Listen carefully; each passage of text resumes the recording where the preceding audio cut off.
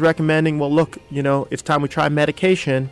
People will probably accept that medication. That's right. Right? But they accept the diagnosis and the treatment that comes along with it. Exactly. In the majority of cases. Exactly. And depression, right? Particularly with kids, we want to start with psychotherapy. Sometimes we do this thing called watchful waiting, right? Where we're just seeing how they do and if they get better. But if they're not, right? If they're a child or adult, it's certainly worth considering a medication, and we don't want anyone to have any greater stigma about taking a medication for depression than they would about high blood pressure or using that asthma inhaler. Right? These are all biologically based illness that need treatment. So real quick, can you put a very basic definition for the audience as far as what is mental illness? Gosh, that's a heck of a question. I was going to ask the same question. Okay. Yeah, no, that is because I would say, because I believe that everybody has their own definition of what a mental illness is, because you see some parents are very much like, oh, he always does that. But then somebody else will look at that child and say, I think he's psychotic. So you know what? Let's take a quick break. Yeah. You're listening to Health in Harlem on WHCR 90.3 FM New York. We're going to answer that question as soon as we get back. What is mental illness? Remember, you can call us at the studio if you have any questions, comments, or concerns about tonight's show. And the number to the studio is 212-650-6903. That's 212-650-6903. We'll be right back. Stay with us.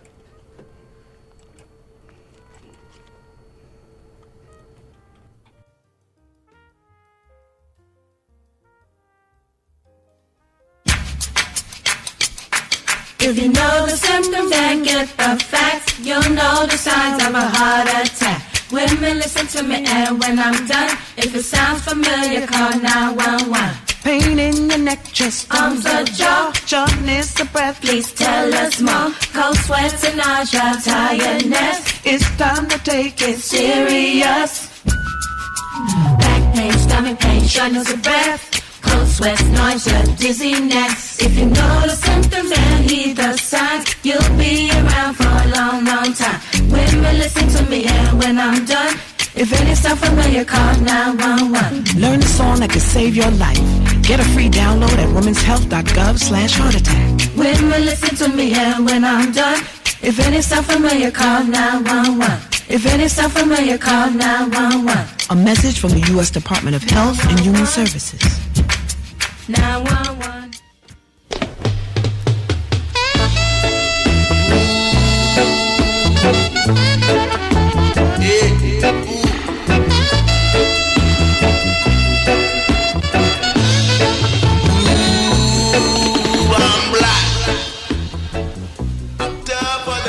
Hi, I'm Vinny B of the Vinny B Showcase. Tune in every Thursday from 8 to 12 midnight for some solid cultural roots music and some sweet lovers rock. Also, informative interviews and giveaways. Right here on the Vinny B Showcase every Thursday, 8 to 12 midnight on WHCR 90.3 FM. Peace.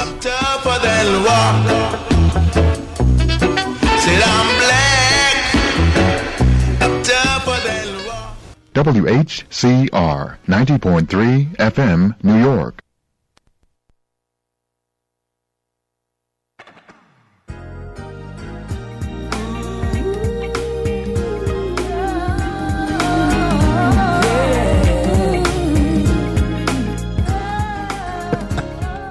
Welcome back to the show, ladies and gentlemen. I know people out there like, yo, what's going on? But you know what? I've been hogging the boards the past couple of weeks or whatever.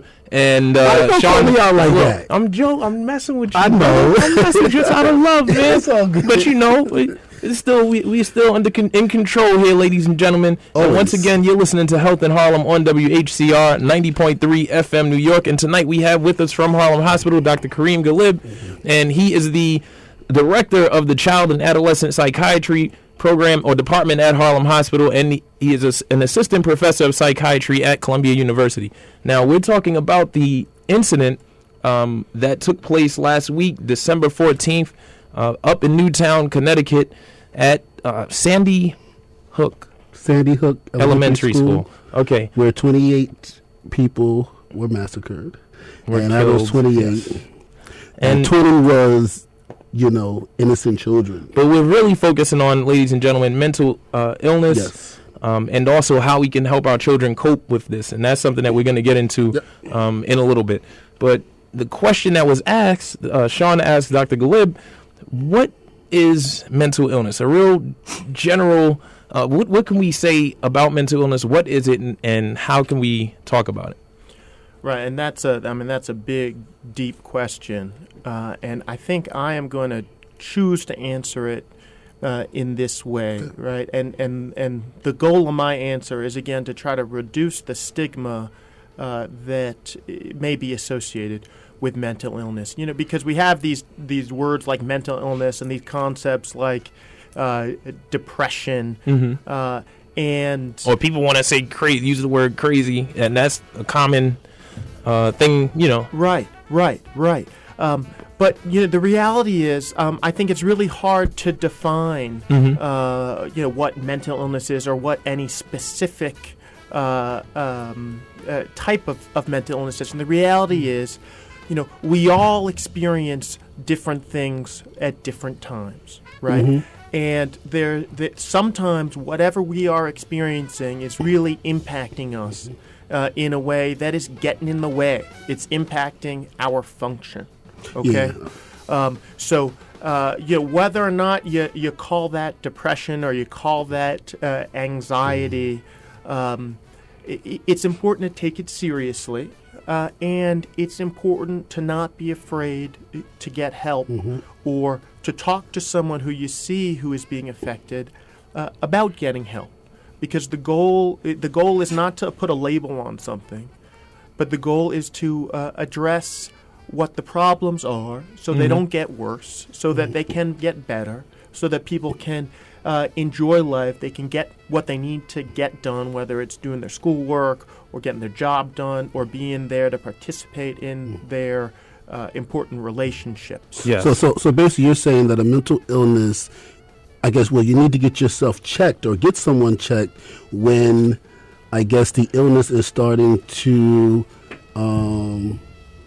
to manifest itself in the person's life. Start to involve, as far as your daily life, you can't cope with it, or you can't do daily life activities, work, go to school, I guess. So that's in that point. Yeah, I think that is the point. And a lot of these things are they're arbitrary, right?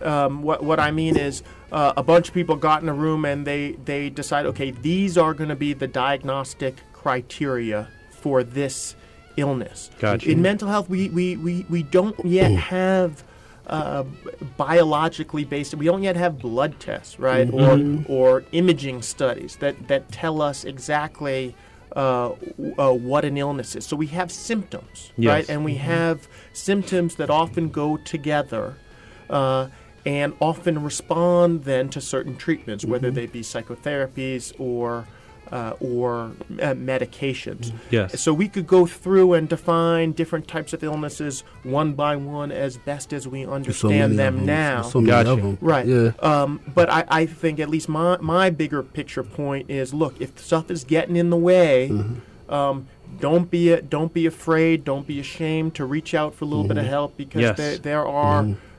Just reaching out may get you some support that could be helpful, whether it's from family or friends or clergy, what have you. And there are, there are a whole bunch of professionals that can help get through difficult times in a way that can be acceptable to any given individual, right? So at what point would you call somebody psychotic?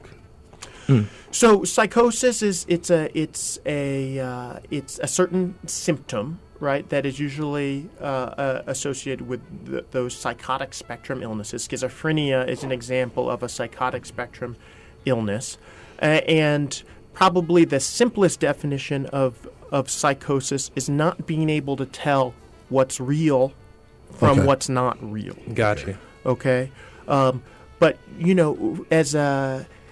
so if you are experiencing those symptoms, you may or may not realize you're struggling with this difference at any given time. But there certainly may be times when you have some insight and you're realizing, gosh, am I being a little bit suspicious? Yes. Right? Or are other people seeing this thing that I'm seeing? Again, I would want to encourage anybody who is struggling with that to reach out to family and friends. And if you're a family or friend that's hearing that from somebody, just just respond as supportively as possible and let them know, gosh, that sounds like that might be a tough thing to be going through. Maybe let your doctor know. Yes. Right. That doctor, if they're not a psychiatrist, they might recommend checking in with a psychologist or a psychiatrist, someone with that expertise in mental health. And then they can work with you and any family members who you want to include to come up with a diagnosis and, more importantly, some way to address those symptoms so that they don't get in the way, right? Bottom line is, if stuff is getting in the way, let's try to figure out how we can address it so it's not getting in the way. And you know what? And I'm glad you gave us this definition, because now, right, we can say that mental illness does not equal crazy. This is a term that people have tried to use as, I guess, synonymous with what we call mentally ill. However, mental illness does not equal crazy. There's no relation, really. And what we can say is, just like, diseases have causes. You contact somebody that has a cold, and guess what? You can get that cold. You bump your leg on a chair, you can have a little sore. You could break your leg and have to be treated for that. And the same thing with things like post-traumatic stress disorder. You witness a really stressful event, or you have a really stressful time, that could lead to mental, what we would call, or interference in your life that is mental illness. And you know what? There is help. Just like you would seek treatment to have that broken bone fixed when you hit your leg on the chair, then there are professionals that are trained to deal with, to help you out, help you navigate these issues that we're talking about. So such as depression or post-traumatic stress disorder and other mental problems that you're having that are interfering with your life. So the question I have, and it's going through my head right now, so is it a chemical imbalance? Because I know that, going back to listening to the incident that happened last week, is it a chemical imbalance? Because I'm hearing that at one point you can be very normal, and then all of a sudden one day you snap, and then one day you're very normal again, and then one day you just snap. Can you speak on that right there?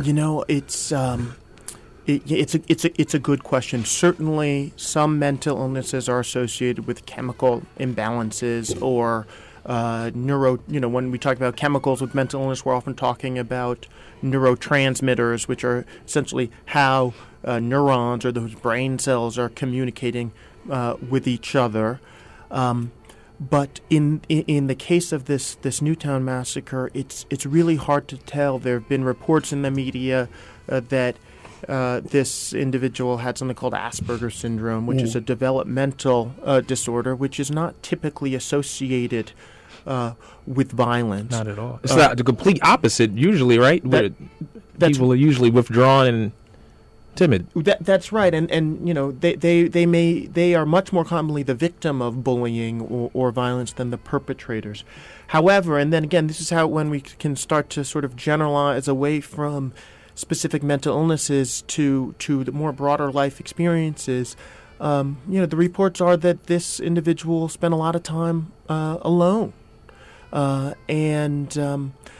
Isolation isn't good for anyone.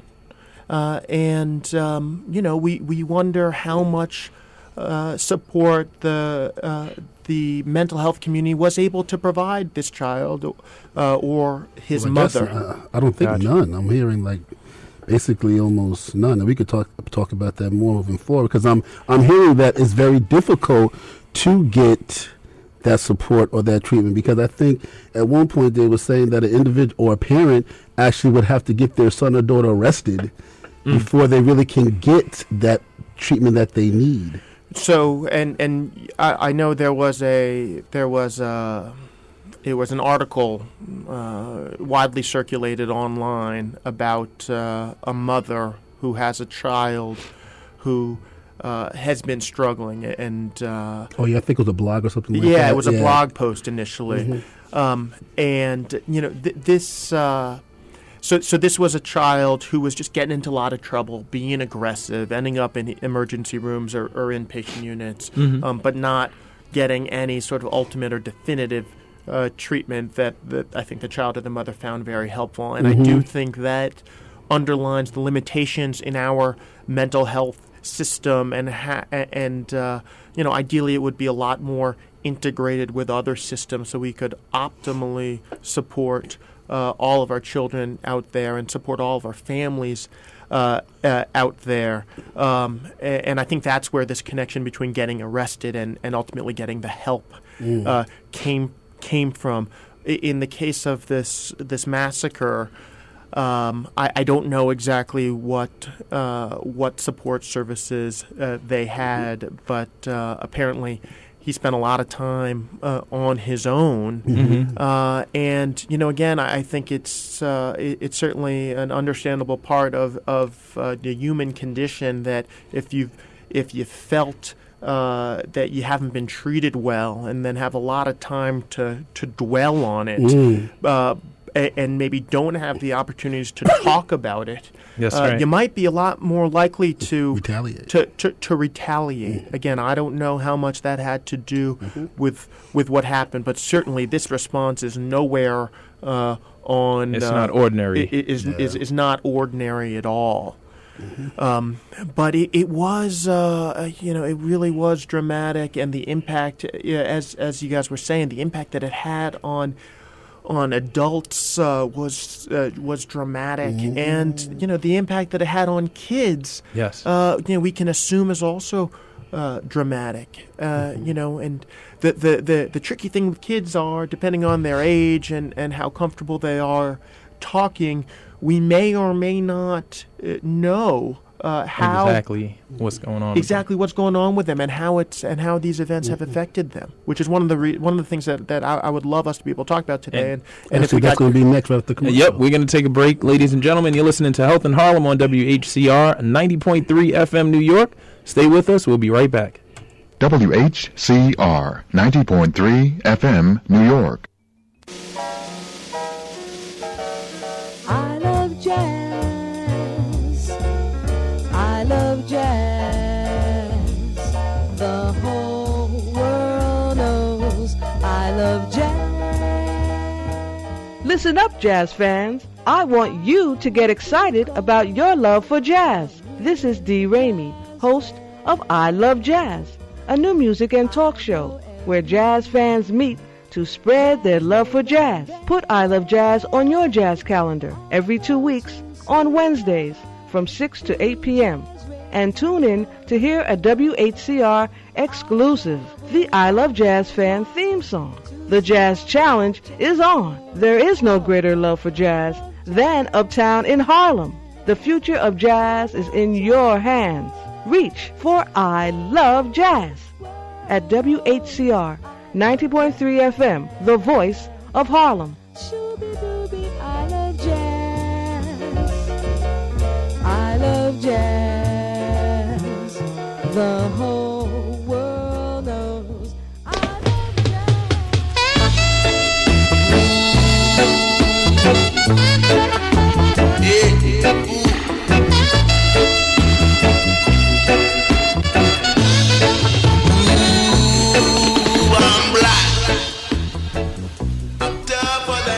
Hi, I'm Vinny B of the Vinny B Showcase. Tune in every Thursday from 8 to 12 midnight for some solid cultural roots music and some sweet lovers rock. Also, informative interviews and giveaways. Right here on the Vinny B Showcase every Thursday, 8 to 12 midnight on WHCR 90.3 FM. Peace. I'm black, I'm tougher than rock. WHCR 90.3 FM New York.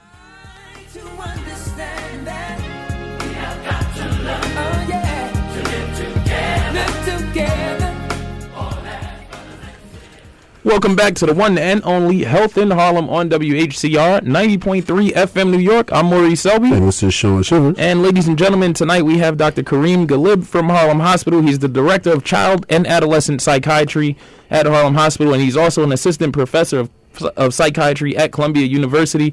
And we're talking about mental illness, specifically the impact of last week's incident in Newtown, Connecticut on children as well, and how we can help them cope with that. And we talked extensively in the first half of the show about mental illness, how we can properly define it and begin to address this issue throughout the country, particularly by just being aware of what it is, ladies and gentlemen. This is a real general concept in that if you have disorder in your life, you have something in your mind or something that's going down that is interfering with your day-to-day activities, and it could even be an intense sadness. Depression is a form of mental illness. Being disorganized, you have racing thoughts for whatever reason it is, and this happens to me on a regular basis. I go just like the common cold.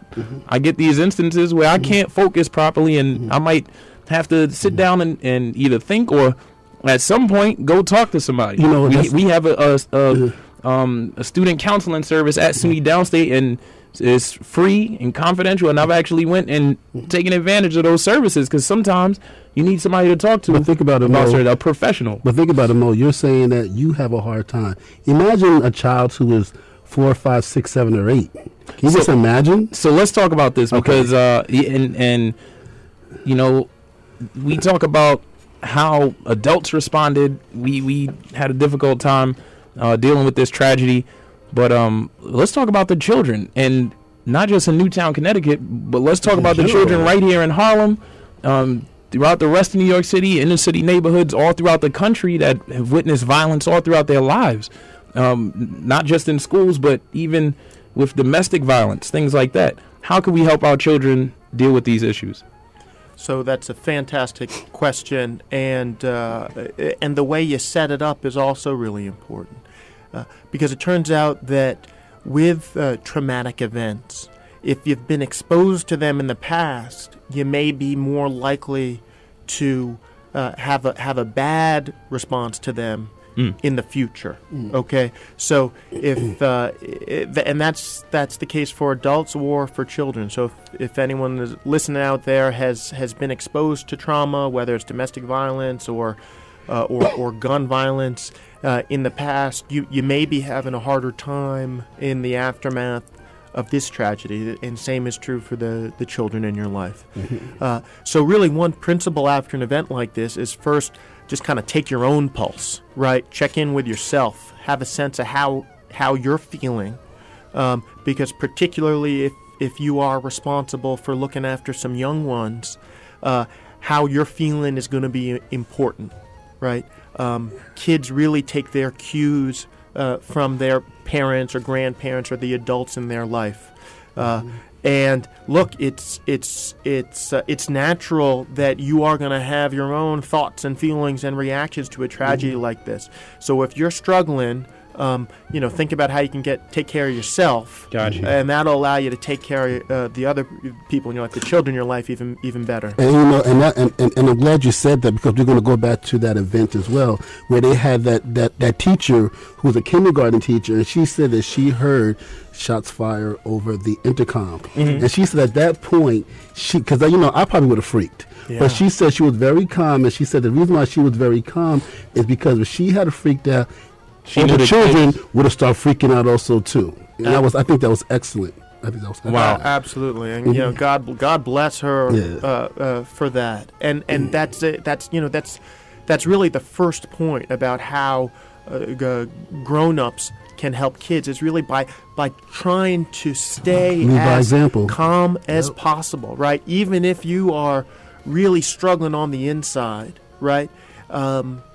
If when you're around the young ones, you can try to project a bit of calmness and a bit of control and the sense that things are going to be okay. That will really help the kids who are around you, looking up at you to try to take their cue. And this is what you just gave me right before the show. Helping Children Cope. This is a national tragedy, Helping Children Cope, from the National Association of School Psychologists, and that's the first thing that they say is model, calm, and control. Model, calm, and control. That's right, and they're actually, unfortunately, this is happened enough now that there are a lot of really good resources out there on the internet, and the one that you mentioned is a great one. It's from the National Association of School Psychologists, and online it's nasponline.org. Another great source of information is the American Academy of Child and Adolescent Psychiatry, and that website is www.aacap.org. So right, number one, model, calm, and control. Okay, and that can even be non-verbally, right? That can be without saying a word, right? It's just the kids are going to look up, and then they're going to see that you've taken a few deep breaths, and you're thinking clearly. Again, that may be easier to say than to do. So if you're struggling, you got to make sure that you're getting the help that you need. Or if you need to step into the other room and kind of shed a few tears or make a phone call to get your own support, do it. Right, and then try to, when you're ready, try to step back in and send the message to the kids that, what, everything's, things are gonna be okay. Yeah. If you can muster the words, try to reassure the kids that they are safe. And we're talking about even after the tragedy, because I think we were kind of talking about also what happened during the tragedy, which I think is important too, to have this common control and to be in order for the children to be able to listen to you if you're in a situation like this. Conversation. But even afterwards, just being able to say, yes, this happened, and in a relaxed atmosphere, sit them down. Yeah, that's right. And you know what? That's a good reminder to back up for a second, because some parents may be wondering, hey, should I even talk to my kids about this at all? Okay, and that's a very legitimate question, and that's really, I think, the answer to that is it depends on the family, depends on the child. Yes, right. And the time frame, and the time frame. It is, though, important to keep in mind that you can't control what they're going to hear at school, right? And you may want to think, okay. Do I want to take the chance that they hear something from their friend? That's right. In who knows what way, or do I want to try to frame this for them at home, and I can see how they're going to respond? And just by you just saying that, I just want to. We can go back up, but I just want to jump back down to 7 and 8, because this is what I believe in. I believe in that at the end of the day, you just need to be real and truthful with your kids and tell the facts, because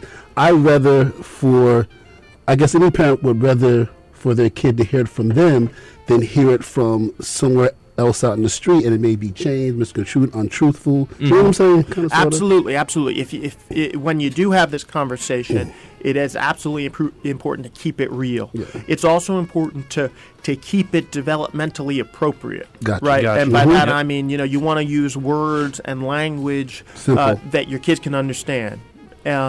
If they're younger kids, you also want to just be mindful of how much you're saying, right? If you've got the kid, like the age of the kids that were involved, right? Like first grade, second grade, 5, 6, 7 years old.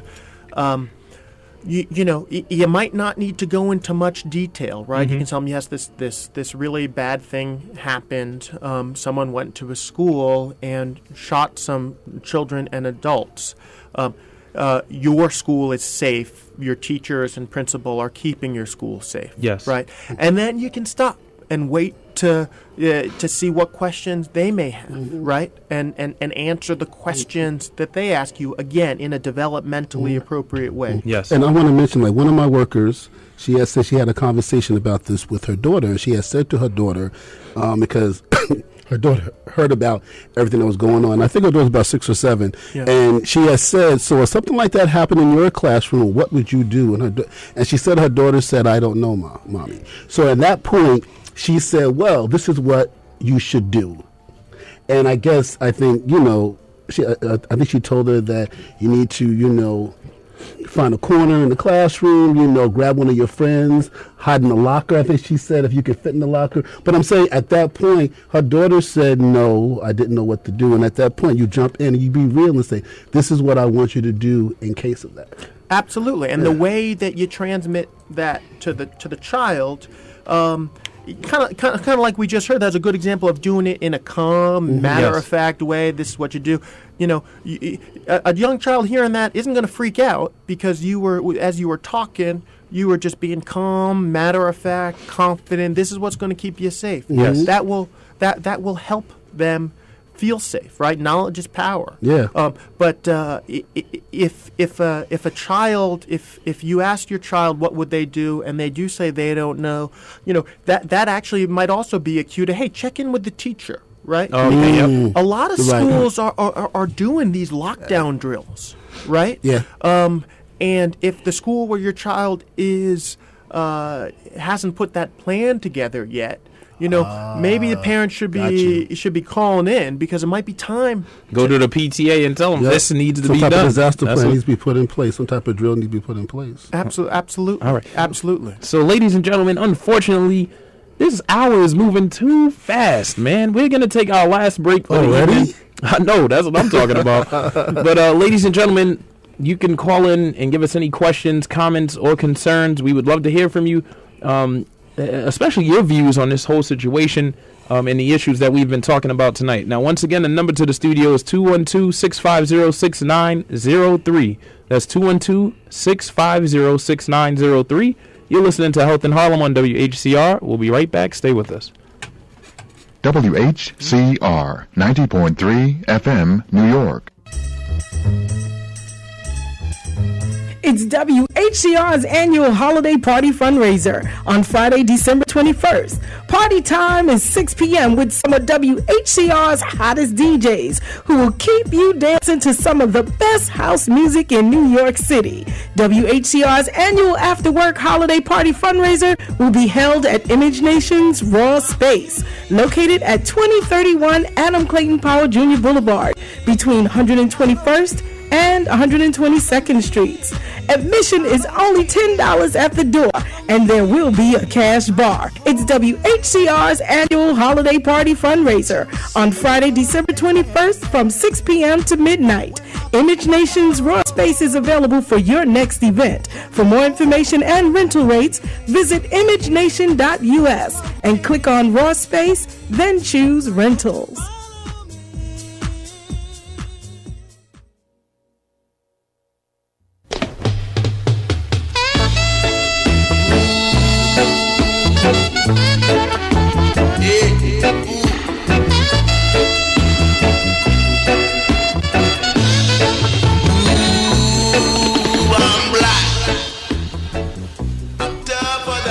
Hi, I'm Vinny B of the Vinny B Showcase. Tune in every Thursday from 8 to 12 midnight for some solid cultural roots music and some sweet lovers rock. Also, informative interviews and giveaways. Right here on the Vinny B Showcase every Thursday, 8 to 12 midnight on WHCR 90.3 FM. Peace. I'm tougher than rock. Said I'm black. I'm tougher than rock. WHCR 90.3 FM, New York.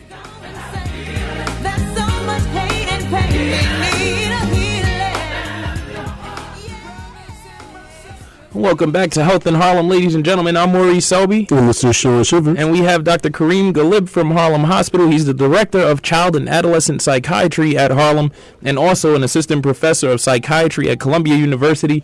And we're talking about mental illness and the impact that last week's tragedy in Newtown, Connecticut, has on our children, how we can deal with these issues going forward, especially with the healing process and making sure that we can come out of this and get something from it. I mean, it happened, but now as a community, as a country, we can learn from this to move forward. Okay, so we've been talking about how we can sort of help our children cope with this incident. And some of the things we talked about was modeling common control, being the adult in the household, or even in the classroom. If you're a teacher, and when these kids first came back all over the country, I'm quite sure, people or kids had questions. They might have been a little nervous and weren't at ease, and how to deal with this going forward. So one of the things, model common control, and reassuring the children that they are safe, that this is, this does not happen every day all over the country, and that there are things being done about it, and it's best to start to talk about some of these issues, and also to get the children's ideas as to what they think, what are their concerns going forward, and how you can best support them. But one thing on here that stands out, and once again, this is from the National Association of School Psychologists, helping our children cope, and it says observe the child's emotional state. So can you talk about that? Why is that so important? Sure, absolutely. It is crucial in part because not all kids are going to communicate their emotional state with words, right? It may just not be in their nature. They may not yet have the vocabulary, and we don't want to force kids to talk about this either. We want to be open. We want to be available. We want to send them the message, hey, we're here, but we don't want to necessarily force anyone to talk about it. So one thing that we can do if we're concerned is just kind of sit back and watch. Yes. Right? Is there anything out of normal? Is your child sleeping like they normally sleep? Is their appetite any different? Are they looking around sort of worried? Are they having bad dreams? Right? I heard that if your child can express verbally, to give them some crayons and some paper. That's funny. That's some people ask, well, what the heck is therapy, or play therapy, or art therapy? But really, therapy it can take a number of forms, and one thing we do with younger children is exactly what you said. We give them paper, we give them something to write with, and we see what they create, because it's very likely that what they do put on that paper has something to do with what's going through their mind right now. And even children that don't have the vocabulary to communicate exactly what they're thinking and feeling, they very well may be able to draw it out. And again, just one important principle is comparing what you're seeing to what you're used to seeing. And is there a change? Because Gotcha. that may give you some indication that, hey, something's a little bit different. So if a parent does, and I'm just going to continue with that. Sure. If a parent does give their child, some crayons and a piece of paper, and they draw a picture, and the picture is, people, like it's a gun and somebody's getting shot and killed with blood, at that point, would you want to probably get therapy, or would you say, or should you wait and see what happens, or? Well, look, it's a beautiful example of being watchful, right? Of being mindful, of having your eyes open, and it's probably an individual decision. But one thing that I certainly would do is, again, not freak out, right? And try to stay with it and try to say, hey, wow, what's that? Tell me what's going on in this picture, right? Because your child, if they drew that, they're just giving you an opportunity to engage with them, to hear about what's on their mind, right? And if they're telling you what it is, you can ask more questions. And then they may ask a question, and then you have a chance to answer that question. So, and I'm happy that you put it that way. You said that your child is drawing that picture to engage a conversation. No offense, some parents may look at that and be like, okay, my kid's crazy, or why you draw that? I mean, they kind of attack them. But as you said, it might be your child's way of expressing, mom or dad, I want to talk to you about something. Absolutely. And the last thing you want to do is shoot that down, right? Wow. Which happens a lot. Yeah. Now let's get into, because I feel like some of the things you mentioned can actually clue us into something that might be wrong and might need attention, or professional attention. And one of these things is post-traumatic stress disorder, and I think this is something that has been pretty good in terms of mental illness. I know we talked about how we fail in the media to put this on a pedestal that it needs in terms of attention, but this is something that's been coming up over and over again, especially since 9/11, post-traumatic stress disorder, and how it affects people's lives. So how can we recognize this in our children going forward? What is that again? What is that again? Traumatic stress. Good question. That's even better to start out with. No, thanks for that question. Yes. So post-traumatic stress disorder, right? So in the center there is that traumatic stress, right? And that tells us something right there. Trauma, right, or these disasters, these mass shootings, they can be very, very stressful, right? And even if you're not there physically. Even if you're not there physically, right? And particularly if you have been directly exposed to it in the past, right? So after any kind of big stressful event like this, right, after any kind of traumatic stress, there's a potential to have symptoms, right? And those symptoms can be a sign that, hey, here's a problem. It might get in the way, and it might benefit from treatment, right? I don't like the term disorder so much, because, again, I think a lot of this stuff is on a spectrum. Right, again, for me, it's more important than whether or not it's a disorder or not is if it's getting in the way. But if after a stressful event like this, someone's having a hard time getting the events out of their head, right? They may be having sort of flashbacks or images coming into their heads, or even bad dreams, right? Or if they're really just trying to avoid things that they might associate with some kind of traumatic event, right? If a child is saying, gosh, I don't want to go to school now. If they are kind of particularly jumpy, right? They hear a sound and they're just kind of jumping. All these things can be signs, along with changes in appetite and sadness, that this child may be having a particularly difficult response to this particular event. And again, step one is try to engage them, try to send them a message, hey, I'm open to talk about this, right? And then step two, depending on what you hear, at least know what resources are available, because that child might benefit from a little bit of attention. Gotcha. So one thing actually I wanted to clarify, because I'm not even sure of this actually, do you have to be physically present at this traumatic event to be or to have post-traumatic stress disorder?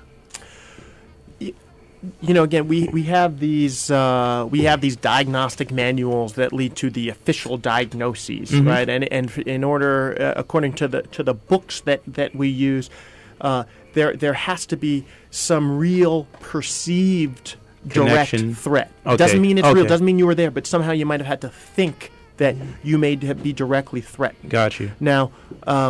But again, that doesn't have to be right now. It could have been in the past. Yes. And once you've been exposed in the past, you might be more susceptible in the future. And actually, that brings me to a point that I wanted to make that I probably should have made earlier, and that is, if you're a parent, you may be really wanting to learn all you can about this, right? So you got the radio on, or you got the TV on, or you got the internet up, but it's actually best for children not to be overexposed to this type of information. Gotcha. Right? So it's actually best to turn things off, right? If you're an adult and you want to learn more on your own, do that in private. But be mindful of what media your kids are exposed to after something like this, and also be a little bit mindful about what the other adults around are talking about. Because again, our kids, they're smart. They're listening. We underestimate them a lot. I'm just curious to know. I know a lot of individuals. Well, from looking on TV and hearing people that I work with, this incident hit them hard. I know people who broke down crying and stuff. Just from looking at TV and hearing about it, you wouldn't call that some type of stress disorder, or no? You really can't. Not necessarily. This is just. It blows your mind, right? It's totally. It's just it's so intensely sad that I think it's very reasonable to have to have a hard time with this, right? So we don't need to we don't need to rush everyone off to see to see a clinician, but it is important to be tuned in to see how people are responding, maybe the next day and the day after that. The good thing to remember is that, adults, but also kids in particular, they can be very, very resilient. Yes. Right? So someone might have a hard time with this, but they can bounce back. And if you see a child bouncing back, more interested in playing or being outside than kind of talking about this, that can also be totally fine. Yes. Because again, thankfully, people and children in particular are very resilient. Well, the good thing about certain incidents like this, it makes people talk about, I want to do more for my community. I want to do more things, more positive. So that's a good thing out of it too. And ladies and gentlemen, we got Vinny B of the Vinny B Showcase. It's 8 o'clock. Can you hit the station ID? WHCR. He's giving us 5 minutes of his time. Vinny B has a question. We got a little extension on the show, but thanks to Vinny B, but he has a question or comment. This is a very important topic, because what happened is very traumatic and things like that, But my question to you, I just come in, so I'm not sure if you're the psychiatrist, doctor, or whatever your situations are, but what do you think caused this guy to do a thing like this? And I'm saying, how long you think it took him to plan a massacre like this? It's a really good question. And a tough question. And a tough question. A lot of. He had a computer which apparently he smashed, and so far there's no data on the computer that was recoverable. So we really don't have a lot of information about what was going on in his mind. We talked a little bit earlier about how kind of feeling mistreated and then being isolated is never a good thing for anyone. Mm-hmm. Yeah, but the truth of the answer is I really don't know. I really don't know. But let's say this out now. If whatever it was that caused him to do it, right? Now some people say he's schizophrenic, crazy and things like that. I'm thinking, would a crazy person think of destroying evidence? Right. So, it's related to some of the things that we covered in this hour. Crazy is a term. It's hard to exactly know what that means. Destroying evidence. That to me it starts getting into, okay, could someone be held criminally responsible? All I know is that. I don't know if this had anything to do with any particular mental disorder. I do know that the vast majority of people with mental illnesses do not commit this type of violence. And that's probably the most important.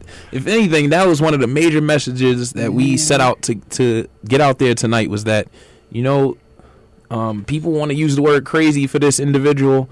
And you know what? I can't even argue that. However, it's mental illness. This is something that affects a lot of people in this country, and unfortunately, it does not get the attention it deserves.